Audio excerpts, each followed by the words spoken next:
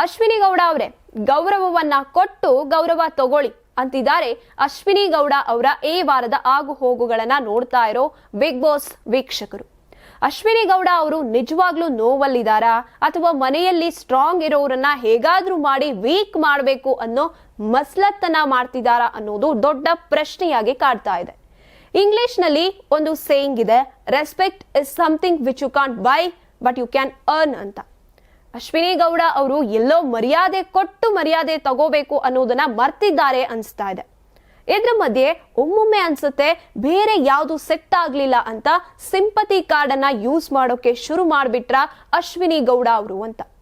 Big boss ಮನೆಯಲ್ಲಿ ಗಿಲ್ಲಿ ಹಾಗೇನೆ ರಘು ಜೊತೆ ಜೋರಾಗಿ ಜಗಳ ಆದ್ಮೇಲೆ ಅಶ್ವಿನಿ ಗೌಡ ಭಾವನಾತ್ಮಕ ಆಗಿದ್ದಾರೆ. ನನ್ನ ವಯಸ್ಸಿಗೆ ನನ್ನ ಮೆಚೂರಿಟಿಗೆ ಈ ತರಹದ ಅವಮಾನ ನನಗಲ್ಲ ಅಂತ ಕಣ್ಣೀರಿಟ್ಟ ಅಶ್ವಿನಿ ಊಟ ತಿಂಡಿ ಬಿಟ್ಟು ಉಪವಾಸ ಸತ್ಯಾಗ್ರಹಕ್ಕೂ ಕೂಡ ಇಳಿದಿದ್ದಾರೆ. ಈ ನಾಟಕೀಯ ಕ್ಷಣಗಳನ್ನ ನೋಡಿ ಕೆಲವು ವೀಕ್ಷಕರು ಬೆಂಬಲಿಸ್ತಾ ಇದ್ರೆ ಇನ್ನು ಕೆಲವರು ಅಶ್ವಿನಿ ಅವರ ವರ್ತನೆಯನ್ನೇ ಪ್ರಶ್ನೆ ಮಾಡ್ತಿದ್ದಾರೆ. ಅಶ್ವಿನಿ ಗೌಡ ತಾನೇ ಗಿಲ್ಲಿ ಮತ್ತೆ ರಘು ಮೇಲೆ ನೀನ್ ಯಾವನೋ ಹೋಗಲೋ ಮುಚ್ಕೊಂಡ್ ಮಲ್ಕೋ ಅಮಾವಾಸ್ಯೆ ಅಂತ ಏಕವಚನದಲ್ಲಿ ಕಟುವಾಗಿ ಮಾತನಾಡಿದ್ದಾರೆ ಅಂತ ನೆನಪಿಸ್ತಾ ಇರುವಂತಹ ವೀಕ್ಷಕರು ತಾವು ಬೇರೆಯವರಿಗೆ ಗೌರವ ಕೊಡದೆ ತಮಗೆ ಗೌರವ ಸಿಗಬೇಕು ಅಂತ ನಿರೀಕ್ಷಿಸುವುದು ಯಾವ ನ್ಯಾಯ ಅಂತ ಪ್ರಶ್ನೆ ಮಾಡ್ತಿದ್ದಾರೆ. ಅಭಿಮಾನಿಗಳು ಕ್ಯಾಪ್ಟನ್ ರಘು ನಿಜವಾದ ಸ್ನೇಹಿತ, ಅಶ್ವಿನಿ ಗೌಡ ಅವರ ಬೈಗುಳದ ವಿರುದ್ಧ ಗಿಲ್ಲಿಗೆ ಸಪೋರ್ಟ್ ಮಾಡೋದು ತಪ್ಪೇನಿಲ್ಲ ಅಂತ ಪೋಸ್ಟ್ ಮಾಡ್ತಾ ಇದ್ದಾರೆ. ಇನ್ನು ಗಿಲ್ಲಿ ಅಶ್ವಿನಿ ಗೌಡ ಅವರನ್ನ ಟಾಂಟ್ ಗಳ ಮೂಲಕ ಎಕ್ಸ್ಪೋಸ್ ಮಾಡ್ತಿದ್ದಾನೆ, ಅದನ್ನ ಅಶ್ವಿನಿಗೆ ಸಹಿಸೋಕಾಗ್ತಿಲ್ಲ ಅಂತ ಕೆಲವರು ವಿಶ್ಲೇಷಣೆ ಮಾಡ್ತಿದ್ದಾರೆ.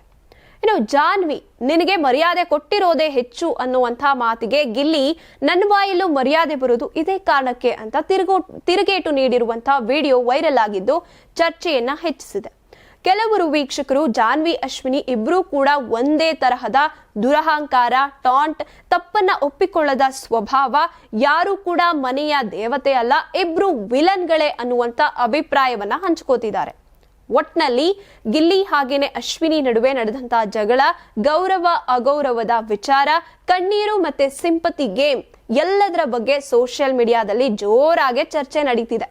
ಕೆಲವು ಅಭಿಮಾನಿಗಳು ಅಶ್ವಿನಿ ಕಿಚ್ಚನ ಚಪ್ಪಾಳೆಗಾಗಿ ಕಣ್ಣೀರು ಸುರಿಸ್ತಾ ಇದ್ದಾರೆ ಅಂತಿದ್ದಾರೆ. ಇನ್ನು ಕೆಲವರು ಗಿಲ್ಲಿ ಮಾಡಿದ್ದೇ ಸರಿ ಅಂತಿದ್ದಾರೆ.